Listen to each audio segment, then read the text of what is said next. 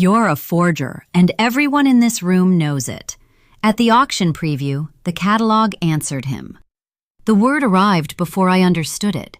Forger. Julian said it into the microphone at the Whitmore Gallery on West 24th Street, under the little white spotlights that made every canvas look like it was floating. And for one full second, the whole room seemed to hold its breath, the way a glass holds water past its rim. "Let's be honest," he said, smiling that dealer's smile, the one I'd trusted for 6 years. "Petra Novak is a forger, and everyone in this room already knows it. She's angry because her little family business couldn't compete." Behind him hung 4 of my father's paintings, and under each one a placard that did not carry my father's name. I could smell the champagne going warm on the trays, the floor wax, the specific dust of a gallery where 30 people are pretending not to stare at me. My fingers were closed so tight around the brass loop in my coat pocket that the knurled rim left a red ring in my palm. He had no idea what that loop could open. He thought I was a grieving daughter with a folding table of unsold canvases. He had never once asked himself who wrote the book that told the world which paintings were real. Let me take it back to the beginning, because the beginning is where he made his first mistake, and mistakes like that don't stay buried. My father was Alexander Novak, and for most of my childhood, he was a man who fixed radiators in Greenpoint, Brooklyn, and painted at night in a garage that smelled of turpentine and motor oil. He came from Krakow in 1971 with $40 sewn into his coat and a set of sable brushes wrapped in a dish towel. He worked days at a boiler company on Meserole Avenue and painted the harbor, the gantry cranes, the drowned green light over the East River on canvases he stretched himself, because stretched canvas from the art store cost money we did not have. Nobody wanted them. For 20 years, nobody wanted them. He sold maybe 9 paintings before he turned 50, most of them for $150 or $200 to neighbors who felt sorry for us. We were not romantic about poverty. We were just poor. The porch light on our building flickered for 11 years because the landlord wouldn't fix the wiring, and my mother learned to slap the switch twice to make it hold.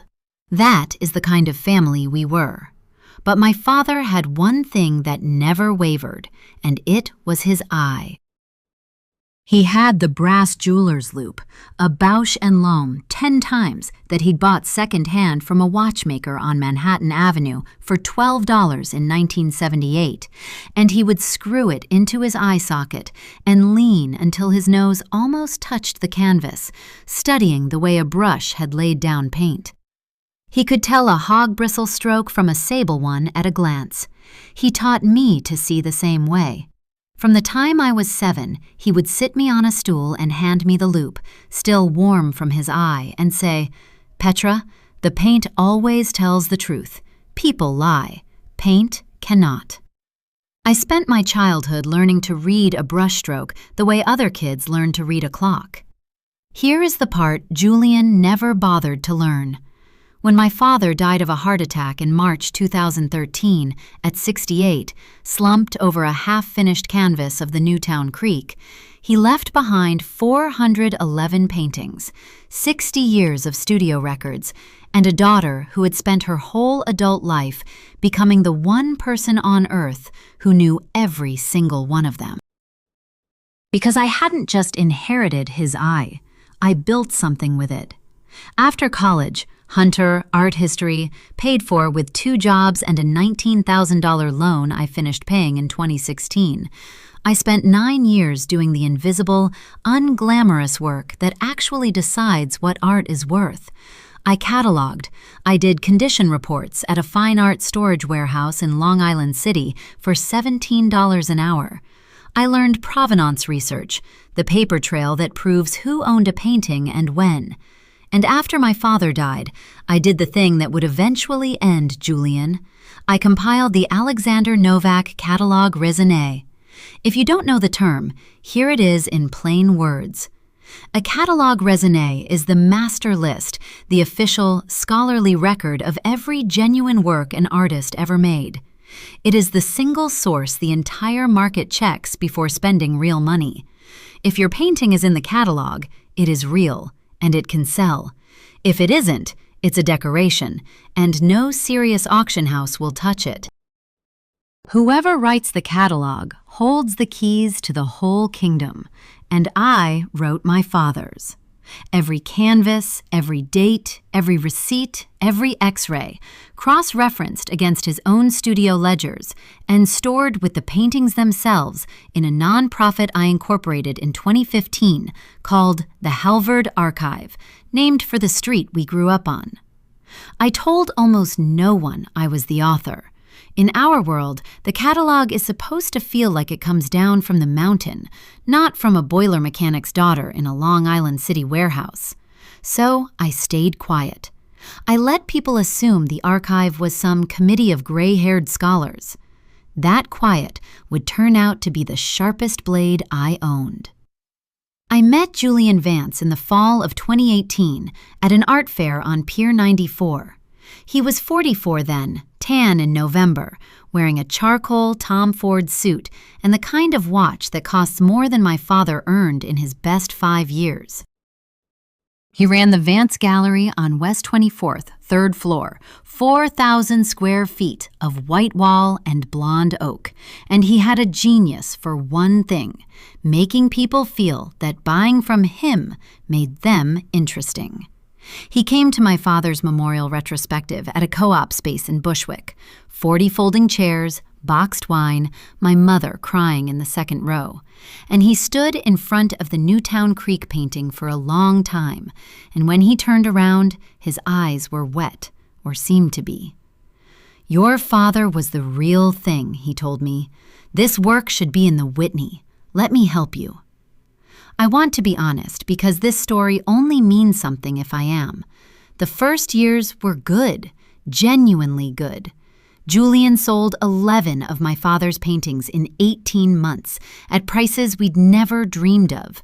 The first went for $18,000, then $26,000, then a harbor scene for $41,000 to a collector in Greenwich. He paid on time, he framed them beautifully. He put my father's name on a wall in Chelsea, in vinyl letters, 2 inches tall, Alexander Nowak. My mother lived to see that before she passed in 2020, and she held my hand under those letters and said in Polish that her husband had finally come home. I cried on Julian's shoulder that night and thanked him. I trusted him with the thing I loved most in the world. That is the detail I'm least proud of. It's also the detail that makes the rest fair. The first wrong note was so small I almost missed it. It was March 2021. Julian sold a painting, the Gowanus one, the drawbridge in fog, for $52,000, and when the accounting came, the consignment split had quietly changed. Our agreement was 60-40 in the estate's favor. This statement read 50-50. When I called, Julian laughed his warm laugh and said his bookkeeper, a nervous woman named Corinne, had fat-fingered the template and he'd fix it, and he sent a corrected check for the $5,200 difference within a week. I thanked him. I even apologized for bothering him. But that night, I opened a plain manila folder, wrote Nowak/Vance on the tab in pencil, and put the original statement inside. My father's voice. Paint cannot lie, but people do. I started keeping the paper. The second wrong note was a name. In September 2021, a painting turned up in an online catalog for a small auction in Palm Beach, listed not as Alexander Novak, but as A. Novara, Continental School. Same drowned green harbor light, same hand. I would know that hand blindfolded. I'd watched it move for 30 years. I recognized the canvas immediately. It was one Julian had taken on consignment 8 months earlier, a Red Hook grain terminal scene, and it sold in Palm Beach for $9,000 under a name that did not exist. When I asked him, Julian was ready. Novara is a marketing instrument. he said smoothly, over lunch at a place on 10th where the check was $180 and he grabbed it. Novak is hard to say, hard to spell, hard to sell. Buyers south of Palm Beach hear a Polish name and they think folk art, they think cheap. A little Italian shimmer and the same painting moves. It's presentation, Petra. It's a rose by another name. Trust me, I'm building him. I remember the busboy dropping a tray somewhere behind me, the crash of it, while I sat there feeling something cold slide down my spine.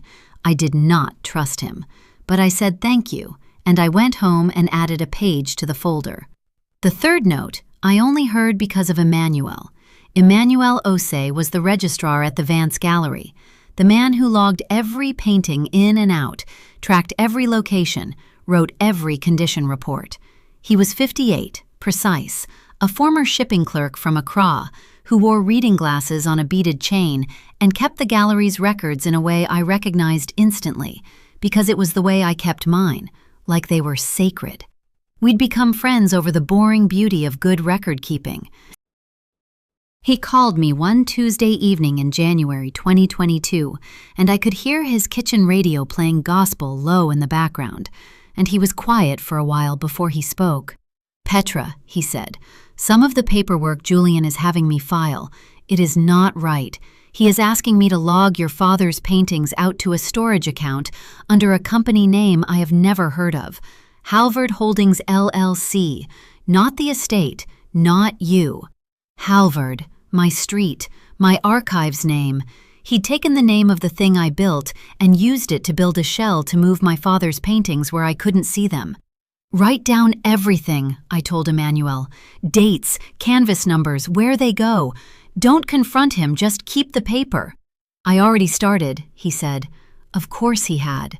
Over the next 14 months, the erosion became a landslide, and I documented every foot of it. Julian stopped inviting me to openings. My father's name came off the Chelsea wall. "Rotating the program," he said. Paintings I had consigned stopped coming back and stopped showing up in statements.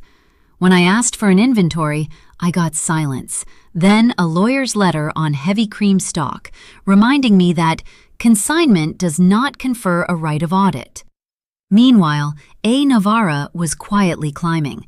A Novara sold at a Miami auction for $34,000, another for $47,000.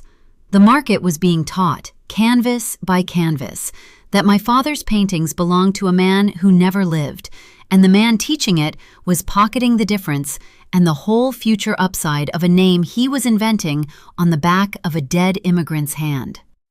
Then came the boiling point, and it happened in public, which is how a coward likes it, because a coward believes an audience will do his fighting for him. It was the evening I opened this story with, April 3rd, 2024, the preview reception for a spring sale at the Whitmore, one of those events where dealers show off before the auction. I hadn't been invited. I went anyway, because Emmanuel had texted me one line, 4 of your fathers, under Novara. You should see. I walked in wearing my one good coat with the loop in the pocket, and there they were. 4 paintings I had grown up inside of, the Newtown Creek among them, my father's whole soul, each one labeled A.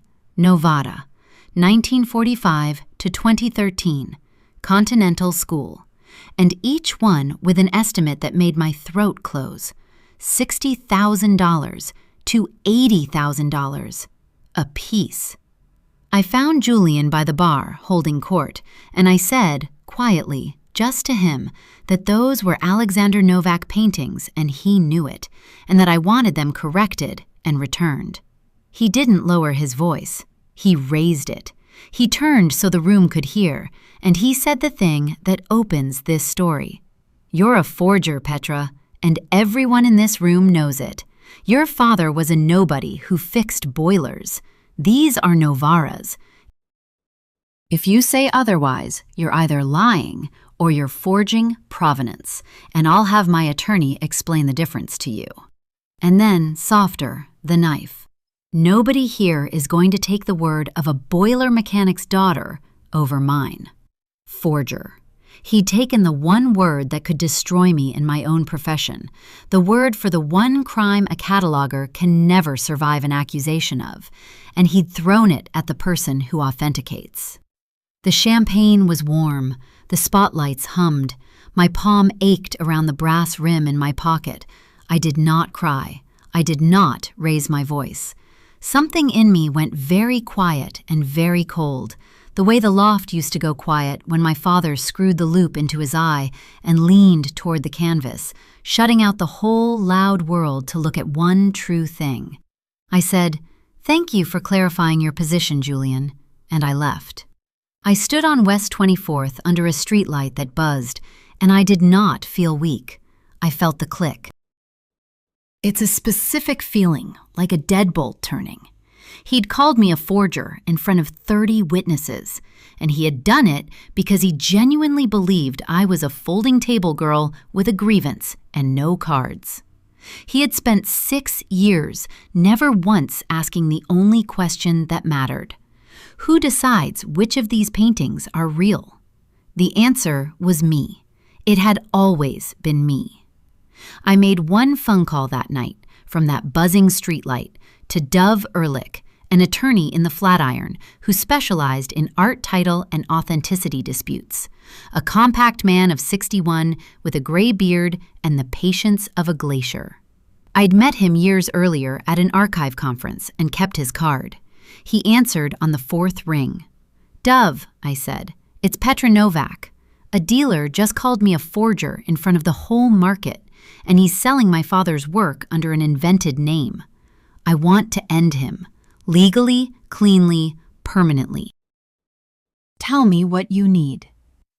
There was a pause, and I heard him set something down, and he said, "Are you the author of the Novak catalogue raisonné?" "I am." "Then he's already lost," Dove said. "He just doesn't know it yet. Come in tomorrow at 9. Bring your paper." I brought my paper, 2 archive boxes of it. What followed was 3 months of the quietest, most careful work of my life, and I want to be precise about it, because the quiet is the whole point. I did not vandalize a painting. I did not send a single angry email. I did not warn him. I built. First, provenance. This was the ground under everything. The Halvard Archive held my father's studio ledgers, 60 years of them, in his own hand, every canvas numbered and dated, many with a photo stapled to the page. It held his stretcher records, his canvas orders from Utrecht Art Supply going back to 1979, receipts for the specific lead white and cadmium pigments he favored, invoices, exhibition lists, and 400-plus high-resolution photographs I'd shot myself. For each of the 4 paintings hanging under the Novara name, Dove and I assembled a dossier. The studio ledger entry, the original photograph, the canvas number matching a number stamped on the stretcher bar. My father stamped every one, a habit from the boiler trade. And where it existed, the X-ray or infrared showing his underdrawing, the specific way he sketched the composition in diluted umber before he painted. A forger's provenance. He'd handed me the word. I built the truth of it in a 3-ring binder, tabbed and paginated, 220 pages. Second, the paper trail of the fraud itself. Emmanuel, God bless his careful hands, had kept his own copies. He gave Dove a certified log, canvas numbers, the dates each Novak painting was logged out to, Halvard Holdings LLC, and the dates the same canvases reappeared at auction as Novara's. Dove ran the LLC. It had been formed in Delaware in December 2021. Sole member, Julian Vance. There was no Anovara. There had never been an Anovara. The name was a costume Julian had sewn onto my father's paintings to steal the estate's 60% and the entire future value of an artist's identity. Dove pulled the auction records. Over 29 months, Julian had sold 22 of my father's paintings under the Novara name for a total of $612,000 and reported almost none of it to the estate. Third, And this is the move that made it airtight. I did the one thing only I could do. I authenticated, formally. For each of the 4 preview paintings, and for photographs of every Novara that had sold, I wrote and signed a determination on Halvard archive letterhead.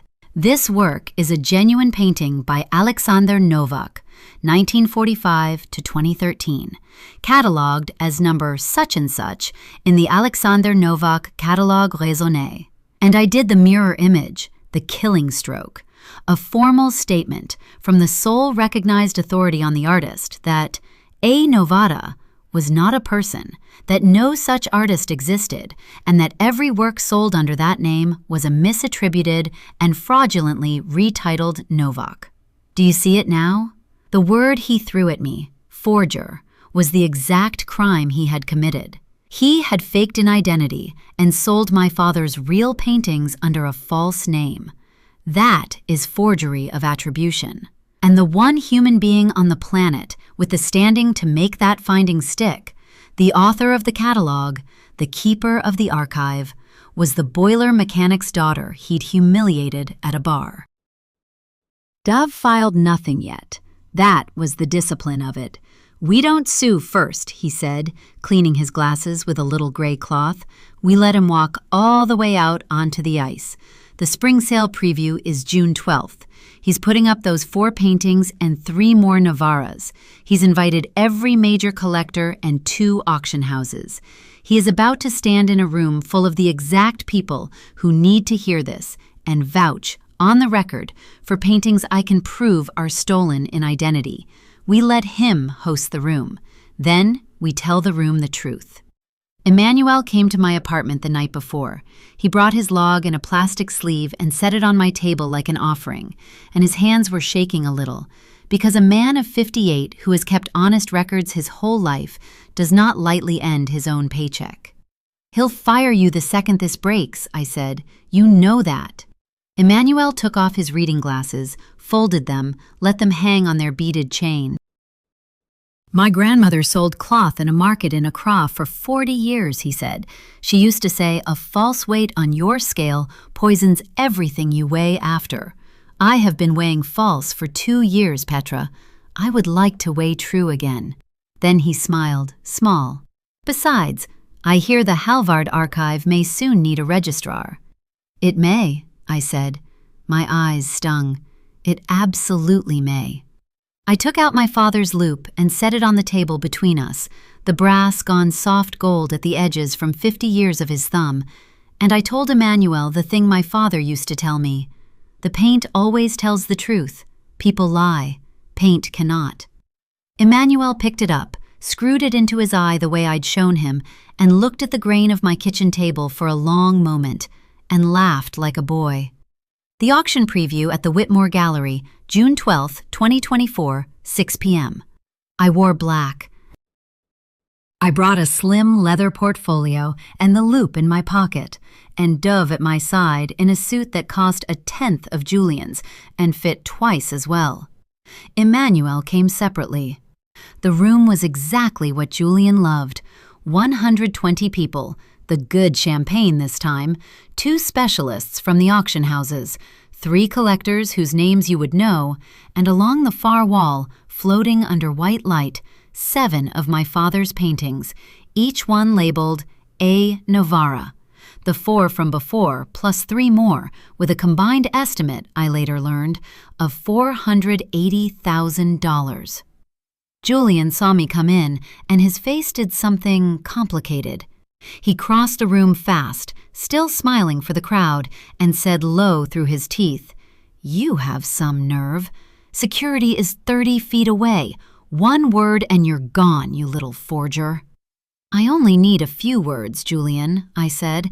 "Then I'll leave, I promise." He should have taken it. Instead, because he was a performer and the room was watching, and he thought he'd won this scene once already, he decided to win it again. Bigger. He stepped up onto the low platform by the podium, tapped a glass, and got the room's attention. "Friends," he said, "before we begin, some of you may have heard a rumor A woman has been making noise that these Novaras are the work of an obscure Brooklyn handyman. I want to address it directly because provenance is everything, and I stand behind every painting on this wall 100%. He gestured to me, magnanimous, a cat with a mouse. Ms. Novak, you have a claim. By all means, make it. Let's clear the air. He handed me the floor.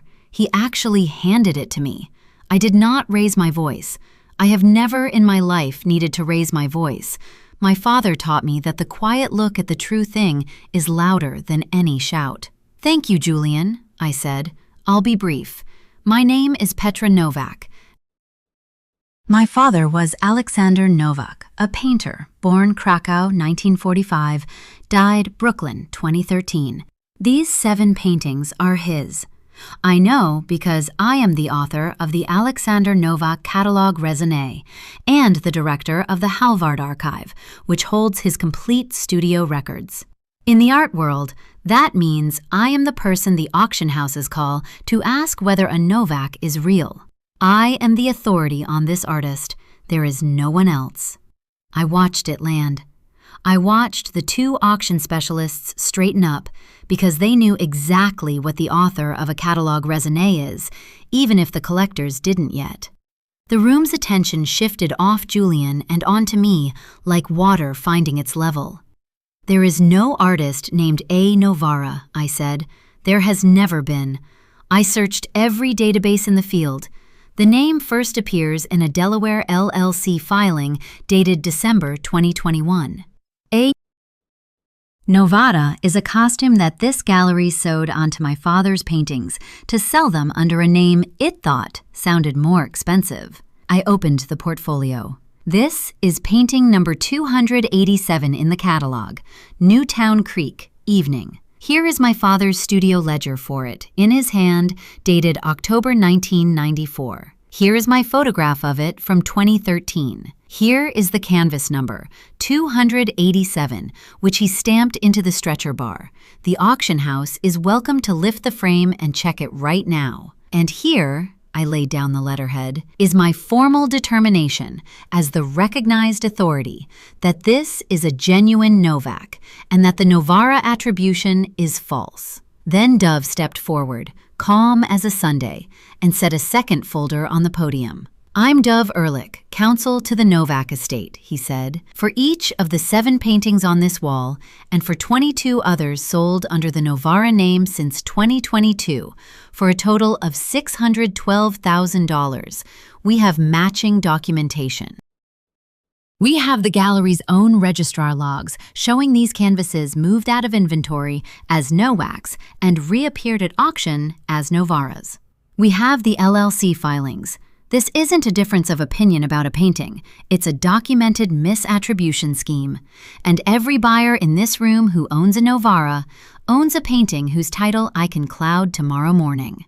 That was the sentence that broke the room. Because a collector can survive a scandal, but a collector cannot survive owning something that can't be resold. And every person holding a Novara had just been told by the only authority who counts and the attorney standing beside her that their asset was radioactive. I looked at Julian then, and I will remember his face for the rest of my life. It went the color of raw canvas. All that November tan just drained out of it under the white lights, and his mouth opened and produced nothing. And his hand found the edge of the podium and held it the way my father's hand had held the last canvas. One of the auction specialists was already on her phone, walking fast toward the door. A collector I recognized set down his champagne. I heard the small, precise click of the glass on the marble, the loudest sound in the room, and said to no one, I bought 2.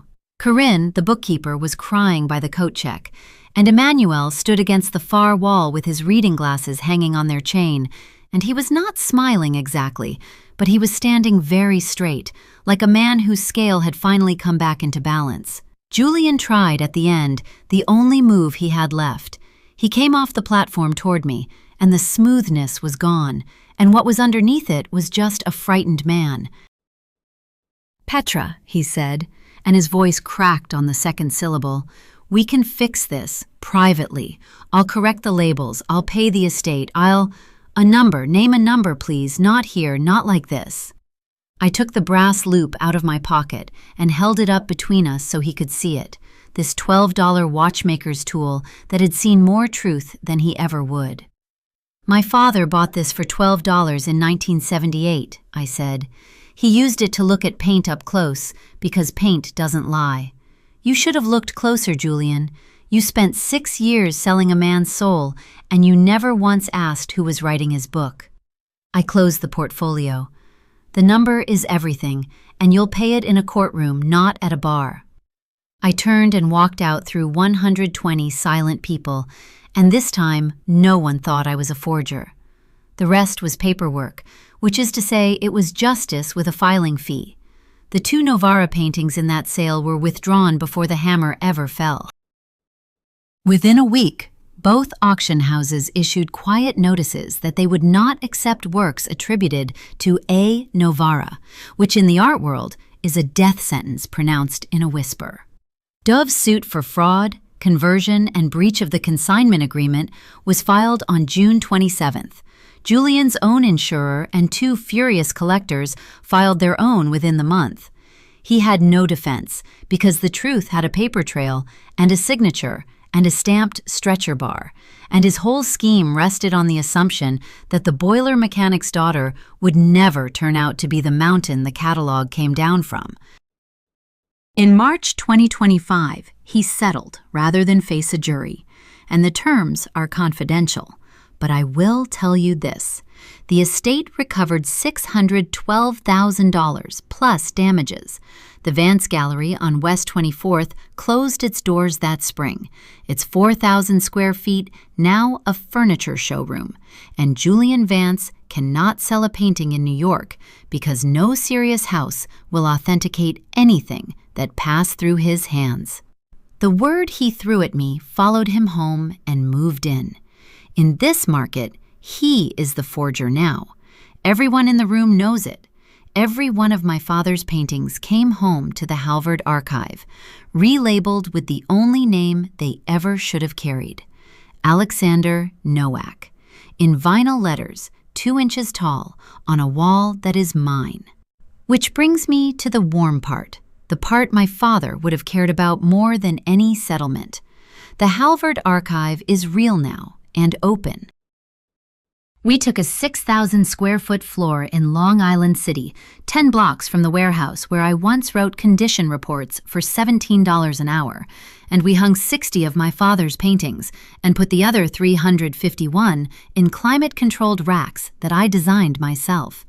Emmanuel is the registrar at a real salary, and he keeps the records like they're sacred, because they are. On the opening night in October 2025, we had 200 people and boxed wine, because I wanted the boxed wine, because that was what we drank at the memorial in Bushwick, where Julian first shook my hand and told a lie with wet eyes. Dove came and got a little drunk and told a long story about his grandmother's paintings in Vienna that I didn't entirely follow, but loved anyway. Corinne came. She'd left Julian's gallery in disgust 2 weeks after the preview, and I hired her because she'd fat-fingered nothing. She'd been made to lie, and she'd hated it. My conscience witness, Emmanuel, stood under my father's name in the 2-inch letters and lifted a plastic cup of terrible wine and said, "The scale is true," and I had to go stand in the office for a minute so no one would see my face.